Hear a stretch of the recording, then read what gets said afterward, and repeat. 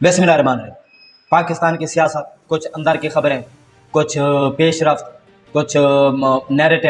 بنائے جا رہے ہیں، بلڈ اپ کیے جا رہے ہیں، نظریہ بنایا جا رہا ہے، بند کمروں میں پلاننگ کی جا رہی ہے، اور کافی ساری چیزیں ہیں آپ تک پہنچانی ہیں، اور بہت ہی اہم چیزیں ہیں۔ ایک تو پرویز الہی کا اسٹرانگ میسج آیا ہے،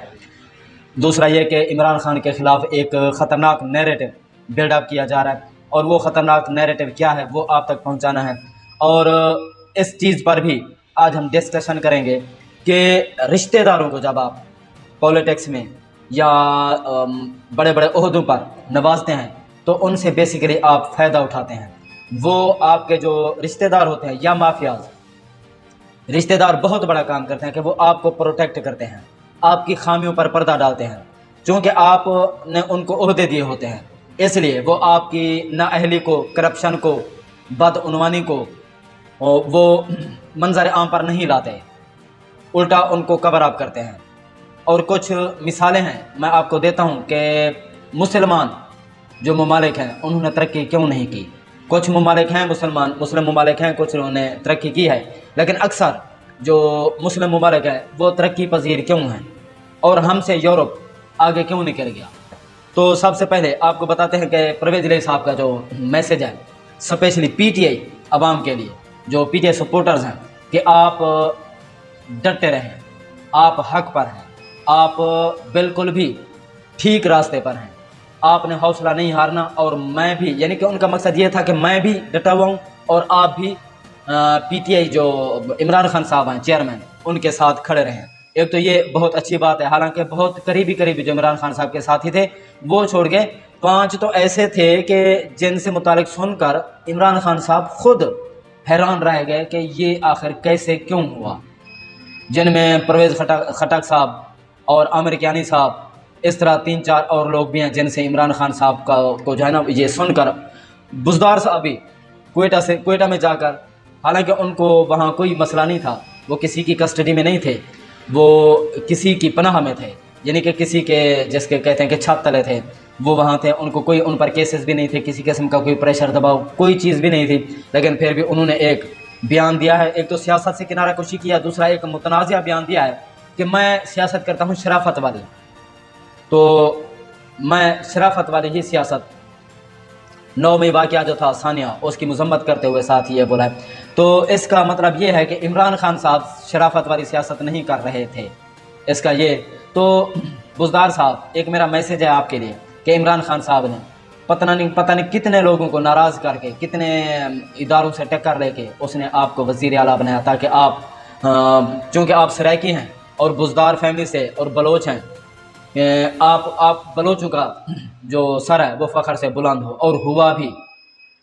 آپ کو وسیم اکرم کا جو ہے وہ خطاب دیا گیا کہ سوئنگ سلطان، بہترین بولر، اٹیکر بولر، اور پتہ نہیں کیا کیا، لیکن آپ نے یہ پریس کانفرنس کر کے آپ نے ان بلوچوں کا، ان سرائکیوں کا دل توڑا ہے جو عمران خان کی وجہ سے آپ کے ساتھ کھڑے تھے، عمران خان کی وجہ سے آپ کو ووٹ دیا تھا، اور عمران خان نے آپ کو وزیر اعلیٰ بنایا تھا پنجاب کا، اور آپ کا جو خطہ ہے ہمارا جو جنوبی پنجاب ہے، تونسا شریف یا اس کے آس پاس جو ہیں، وہ آپ پر فخر کرتے تھے، اور عمران خان صاحب پر بھی فخر کرتے تھے کہ انہوں نے ہمارے خطے کے ایک نمائندے کو بہت اچھی بہت بڑی سیٹ دیا جو ہماری نمائندگی کرتا ہے، لیکن آپ نے وہ سارے کیے کرتے پر پانی پھیر دیا ہے۔ تو اب آپ اپنے حلقے میں جائیں گے تو آپ کو پتہ چلے گا کہ عوام آپ کے ساتھ کتنی کھڑی ہے، کتنی محبت کرتی تھی اور اب کتنی کرتی ہے۔ ناظرین، کچھ چیزیں ہیں میں آپ کو مثال دیتا ہوں ان کی، کہ جب آپ رشتہ داروں کو نوازتے ہیں، یہ تو پتہ ہے کہ آپ پہلے بھی میں بیان کر چکا ہوں کہ ان سے آپ فائدہ اٹھاتے ہیں۔ ان ممالک کی میں آپ کو مثال دیتا ہوں کہ انہوں نے ترقی کیوں کی، ان کی ترقی کا راز کیا ہے۔ جاپان کے پی ایم ہیں فومو کشیدا، اس کا ایک بیٹا ہے، اس کا نام ہے شوتارو کشیدا، وہ ان کے جاپان کے جو وزیر اعظم ہیں فومیو کشیدا وہ ان کے اسسٹنٹ تھے۔ تو وہ ایک دن اپنے باپ کے ساتھ فارن کنٹری، جو فارن ٹورز ہوتے ہیں، وہاں دورے پر چلا گیا، تو اس پر کڑی تنقید ہوئی، حالانکہ وہ اسسٹنٹ تھا، کڑی تنقید ہوئی، اس کا سامنا فومیو کشیدا کو کرنا پڑا۔ پھر ایک سرکاری عمارت میں فومیو کشیدا کا جو بیٹا تھا शुतारो कशीदा, उसने पार्टी रख दी, उसको ये पार्टी को इंजॉय किया। तो इस मामले को अपोजिशन ने तनकीद का निशाना बनाया और वजीर आज़म से कहा कि अपने बेटे को एक अहम सीट से, चूँकि ये आती है अयाशियों में, ये चीज़ अयाशियों में आती है क्योंकि उस पर सरकारी कौमी ख़जाने से पैसा निकलता है, उस पर अखराजात आते हैं, एक बहुत बड़ी कास्ट पड़ती है, और वो भी जापान जैसे तरक्की याफ्ता मुल्क में। तो अपोजिशन ने तनकीद का निशाना बनाया और आवाज़ उठाई कि आप अपने बेटे को ओहदे से हटाएं। तो तनकीद बर्दाश्त अपोजिशन की। देखिए, मैं आपको एंड में अपोजिशन का किरदार बताऊंगा, वहाँ अपोजिशन की क्या अहमियत है, उसका क्या मकाम है, और हमारे पाकिस्तान में अपोजिशन की क्या अहमियत और किरदार है, और उनके खिलाफ क्या क्या होता है, वो भी मैं आपको बताऊंगा। उससे पहले वो तो जो फोमियो कशीदा थे, उन्होंने अपने बेटे को अहम सीट से बर्खास्त किया, हटाया, और बाकायदा तौर पर काफ़ी अर्सा और उस पर फिर भी तनकीद होती रही, लेकिन वो कौमी मफाद में, चूँकि उन्होंने अयाशियाँ की और सरकारी ख़जाने में से पैसे उड़ाए, तो इस बेस पर उसको हटा दिया गया। इस तरह जापान में अपोजिशन की तनकीद पर 4 आला अहदेदारों को, जो फोमियो कशीदा थे वज़ीर आज़म जापान के, उन्होंने हटाया अपोजिशन की तनकीद पर सिर्फ। हमारे यहाँ तो अपोजिशन को ख़त्म कर दिया जाता है, उसको कुचला जाता है, उसकी आवाज़ को दबाया जाता है। इमरान खान हमारी जो एक बहुत बड़ी मिसाल है, उन पर 150 केसेस हैं,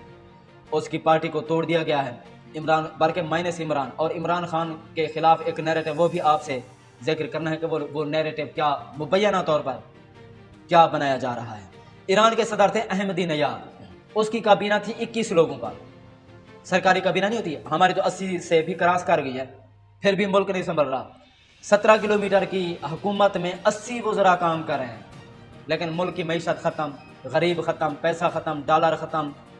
बिजनेस ख़त्म, मिलें कारखाने ख़त्म, हर चीज़ ख़त्म, उल्टा डिफ़ॉल्ट के दिहाने पर हम पहुँच गए हैं। तो ईरान के सदर जो थे अहमदी नयाद, उन पर तनकीद हुई कि आपके वज़रा होने चाहिए 17, आपके हैं 21। ये अखराजात क्यों, ये कौमी ख़जाने को नुकसान क्यों पहुंचाया जा रहा है? भारी तनकीद के बाद तो अहमदी नयाद ने अपने 4 वज़रा कम करके 17 किए, यानी कि अपोजिशन की तनकीद पर उन्होंने अपने 4 वज़रा बर्खास्त कर दिए, जॉब से निकाल दिए, काबीना से निकाल दिए। लेकिन हमारी अपोजिशन को दीवार के साथ लगाया जाता है। जो अपोजिशन एक अवाम की नुमाइंदगी करती है कि आपके कौन से मुआहदे, कौन से प्रोजेक्ट, कौन से जो स्टेप हैं वो अवाम के ख़िलाफ़ हैं या अवाम की खुशहाली के ख़िलाफ़ हैं, तो या अवाम पर इसका बुरा इफ़ेक्ट पड़ेगा। जैसे महंगाई, बिजली, पानी और ऑयल गैस के रेट्स होते हैं, इन पर अपोजिशन ही आवाज़ उठाती है। लेकिन यहाँ इनका मकसद ये है कि अपोजिशन को ख़त्म कर दिया जाए, ताकि हम जो भी करें, महंगाई, बदउनवानी, करप्शन, अयाशियाँ, जो भी हो, इस पर बोलने वाला कोई ना हो। एक नैब सदर था अमेरिका का, उसका बेटा नेवी में था, उसको नेवी से हटा दिया गया, निकाल दिया गया कि छोटी मोटी बात पर उसको नेवी से हटा दिया। ये भी नहीं देखा कि नायब सदर का बेटा है या वहाँ से कोई सिफारिश आएगी। भारत की ही एक रियासत है, हम उसकी मिसाल देते चूँकि हमारा हमसाया है। बेशक हमारी उनसे चपरा से या चल रही है, लेकिन हमारा हमसाया है और इस्लाम में हमारे हमसायों की बहुत बड़ी जो है ना एक मकाम है, कदर है। तो चीफ मिनिस्टर थे एक रियासत के, तो उसका सगा भाई फ्रॉड के इल्ज़ाम में उसको जेल जाना पड़ा। उसके हालात भी हमारे हालात से कदरें मिलते जुलते हैं। हाँ, तरक्की में वो हमसे ज़्यादा है, उसकी जो रुपए की कदर है, करेंसी है, वो भी हमसे ज़्यादा है, लेकिन वो अपने भाई की सिफारिश नहीं करता। उसको जेल होती है और उसको सज़ा होती है। ऑस्ट्रेलिया में पुलिस मिनिस्टर है, उसके भाई को फ्रॉड के इल्ज़ाम में गिरफ्तार किया गया, उसको जेल हुई, उस पर मुकदमा चला, लेकिन जो पुलिस मिनिस्टर था उसने अपने भाई की ना तो सिफारिश की, ना ही उसको बचाने के लिए कोई किरदार अदा किया। अमेरिका की रियासत है फ्लोरिडा, तो उसके एक पादरी हैं, पादरी का एक बहुत बड़ा मकाम होता है। जिस तरह हमारे यहाँ एक आलिम का या उलमा का या इमाम का, मस्जिद इमाम का मकाम होता है। सब लोग जो गांव होता है, शहर होता है, उस इलाके के जो मुल्हिका, मस्जिद से मुल्हिका इलाका होता है, वो उसकी कदर करते हैं, उसकी बात को, फतवों को मानते हैं, कोई मसले मसाइल उनसे पूछने के लिए जाते हैं। इसी तरह उनके यहाँ भी पादरी का बहुत बड़ा मकाम है। उसके बेटे को जब कोरोना आया था, कोविड वैक्सीन का जो फंड होता है उसमें फ्रॉड के इल्ज़ाम में पकड़ा गया और उसको जेल हुई, चूँकि उसने 8 मिलियन का उस पर शक था یا شاید اس پر فرد جرم بھی عائد ہو چکی ثابت ہو چکا تھا کہ 8 ملین کا اس نے جو ہے نا گھر خریدا، اور وہ جو 8 ملین تھے ویکسین کی جو اس کی رقم تھی، اس کا فنڈ تھا، اس میں سے جو ہے نا اس نے غبن کیا ہے۔ لیکن پادری نے اس کو اپنے جو بیٹے کو ہے بچانے کی بالکل بھی کوشش نہیں کی، اور نہ ہی کوئی اپنے سرکاری یا اس کا فائدہ اٹھایا، پادری ہونے کا فائدہ اٹھایا۔ مصر کی خاتون وزیر تھی، سرکاری وزیر تھی، اس کے بیٹے پر الزام تھا کہ امریکہ میں اس کا بیٹا جو ہے ایک قتل کے یعنی کہ قتل میں ملوث ہے، یعنی کہ سہولت کار ہے۔ اس پر تنقید ہوتی ہے کہ آپ سرکاری وزیر ہیں اور آپ کا بیٹا ایک قتل میں اس کی سہولت کاری میں ملوث ہے، تو جیسے اقدام قتل، تو اس پر تنقید ہوئی، اس نے ریزائن کر دیا، کیونکہ ایک بہت بڑا الزام تھا، اور ایک بہت بڑا جرم ہے نا قتل کی سہولت کاری کرنا یا اقدام قتل میں ملوث ہونا، تو اس نے ریزائن کر دیا اپنی وزارت سے۔ پاکستان ایک موروثی سیاست کی جو ہے وہ نظر ہو چکا ہے۔ زرداری یعنی کہ بھٹو صاحب، ذوالفقار علی بھٹو صاحب، پھر اس کی بیٹی کا پھر شوہر کا پھر بیٹا، اس طرح موروثی سیاست، جبکہ جو سینئر سیاستدان ہیں وہ زرداری کے ساتھ اب بھی دائیں بائیں بیٹھے ہیں، لیکن ان کو کوئی بھی عہدہ نہیں ملا، نہ ان کو کردار کرنے کی جو ہے نا اجازت، کردار ادا کرنے کی اجازت دی گئی۔ وہ اب بھی بلاول کے پیچھے کھڑے ہوتے ہیں، اس کے سامنے چوں نہیں کرتے، جو بھی کرتا ہے بلاول اپنے سر پر، اس کو ان کو حکم نہیں ہے، ان کو اجازت نہیں ہے کہ آپ بلاول پر کوئی اس کو مشورہ دیں۔ ہمارے ہاں اپوزیشن کو کچلا جاتا ہے۔ یہ جو آپ کو مثالیں دیں، یہ اپوزیشن کی ہی مثالیں دیں، اپوزیشن نے تنقید کی، وہ ریزائن کر گئے، یا انہوں نے اپنی کابینہ کام کی، یا انہوں نے کسی کا بھائی پکڑا گیا، کسی کا بیٹا فراڈ میں، بدعنوانی میں، تو اپوزیشن کی آواز اٹھانے پر، تنقید کرنے پر وہ ان کو ہٹا دیتے ہیں یا ریزائن کر دیتے ہیں، یا پھر کوئی اور معاملہ۔ لیکن ہمارے ہاں بولنے والوں کا ہی سر کچلا جاتا ہے۔ اسحاق ڈار صاحب نواز شریف صاحب کے سمدھی ہیں، ملک کا بیڑا غرق کر دیا، ڈالر چلا گیا، ختم ہو گیا، بزنس ٹھپ ہو گیا، ملیں کارخانے بند ہو گئیں، غریب کا جو ہے وہ بیڑا غرق ہو چکا ہے۔ کھانے کا تیل، گھی جسے کہتے ہیں، گھی وغیرہ، سبزیاں، آئل، ڈیزل، پیٹرول بولتی ہے نا مریم نواز، مجھے بھی میرے زبان پہ بھی وہ پیٹرول آ رہا ہے، تو یہ چیزیں مہنگی، آٹا، اناج، مختلف کھانے کی اشیاء، چاول، دالیں، ہر چیز مہنگی ہو چکی ہے۔ لیکن اسحاق ڈار صاحب کے خلاف کون بولے؟ نواز شریف صاحب بولے یا شہباز شریف صاحب بولے؟ کون بولے گا؟ مریم نواز بولے گی، وہ نواز شریف صاحب کے سمدھی ہیں۔ اسی طرح سعد رفیق صاحب بھی کچھ ان سے بھی کوئی رشتہ ہے، خواجہ آصف صاحب سے،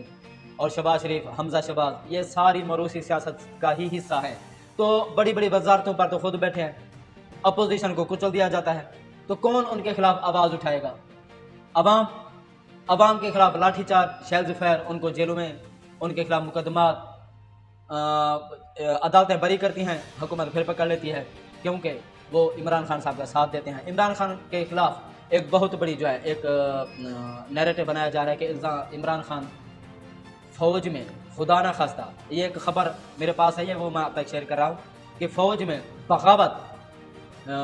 پیدا کرنے کی کوشش کر رہے تھے۔ 9 مئی کا جو واقعہ تھا، یہ سلیم صافی بھی پہلے فرما چکے ہیں، اور آج بھی خواجہ آصف صاحب بھی یہ پہلے فرما چکے ہیں بغاوت کے معاملے پر، کہ فوج میں بغاوت پیدا کرنے کی کوشش کی ہے عمران خان صاحب نے۔ تو اس میں بغاوت کے معاملے میں عمران خان صاحب کو پھنسا کر، کیونکہ یہ بھی ہو سکتا ہے کہ ملٹری کورٹ میں عمران خان صاحب کا مقدمہ چلے اور اس میں اس کو عمر قید کی سزا ہو، یہ چیز ہو سکتی ہے، اس کے چانسز ہیں۔ جس طرح کی پی ٹی ایم کوششوں میں لگی ہوئی ہے، اس کو عوام کی کوئی فکر نہیں ہے، عوام کیا چاہتی ہے، عوام کی اکثریت کہاں کھڑی ہے، بلدیاتی الیکشن ہارے ہیں، کافی ساری چیزیں نظر آ رہی ہیں پی ڈی ایم کو، عوام ان کا ساتھ نہیں دے رہی، عوام پی ڈی ایم کے خلاف چلے گئی ہے۔ 9 مئی کا جو واقعہ تھا قابل مذمت اور ایک بہت بڑا ثانیہ تھا، اور یہ کئی دہائیوں تک ہمیشہ یہ یاد رہے گا، کیونکہ یہ المناک ثانیہ تھا۔ لیکن اس نہج پر عوام کو پہنچایا کس نے؟ جو عوام سلیوٹ کرتی تھی جب ہمارے اداروں کی گاڑیاں یا کوئی ایک عام سا سپاہی فرد حوالدار گزرتا تھا تو عوام سلیوٹ کرتی تھی، لیکن اب وہ چیز کیوں نہیں دیکھنے کو مل رہی ہے؟ اس عوام کو اس نہج پر پہنچانے کا ذمہ دار کون ہے؟ اداروں میں اور عوام میں یہ جو گیپ آیا ہے، اس کا ذمہ دار کون ہے؟ عمران خان کے تو کوئی بھی ایک بیان ہمیں تو نہیں ملا کہ جہاں سے اس کی بغاوت کی بو آئے، یا اس نے اداروں کے خلاف، فرد واحد کا نام تو لیا ہے جب اس پر اٹیک ہوا یا جس طرح اس کی حکومت کا تختہ الٹا گیا، ڈی سیٹ کیا گیا، تو اس کے خلاف اس پر عمران خان صاحب نے فرد واحد ایک جنرل باجوہ صاحب کا نام لیا، ڈرٹی ہیری فیصل نصیر کا نام لیا. تو ہمارا بھی نہیں خیال کہ کسی فرد واحد کا نام لینے سے پورا ادارہ جو ہے اس پر اثر پڑتا ہے یا پڑنا چاہیے. ہاں ہونا تو یہ چاہیے تھا کہ چیزیں ٹھیک کرنے کی ضرورت تھی اور چیزوں کو ٹھیک کرنا چاہیے تھا. پی ڈی ایم میں بھی کچھ ایسی چیزیں ہیں، کچھ ایسے افراد ہیں جو عوام اور اداروں کو لڑانے کی کوشش کر رہے ہیں. پی ڈی ایم بھی کچھ ایسی حرکتیں کر رہی ہیں جیسے عوام میں یہ نیریٹو جاتا ہے کہ یہ ہمارے ادارے ہی کر رہے ہیں. تو ہمارے اداروں سے بھی التجا ہے کہ آپ ان چیزوں پر نظر رکھیں. عوام آپ سے محبت کرتی ہے، اس فوجی سے جو بارڈر پہ کھڑا ہے، جو فوجی جان اپنی ہتھیلی پر لے کر کھڑے ہیں اپنی ملک اور قوم کی حفاظت کے لیے، عوام ان کی اب بھی قدر کرتی ہے، لیکن چاند کالی بھیڑیں. ناظرین اب تک کے لیے اتنا ہی. مزید اگلے ویڈیو میں تب تک اپنا اور اپنے چینل کا خیال رکھیں. ہمارے چینل کو سپورٹ بھی کیجیے.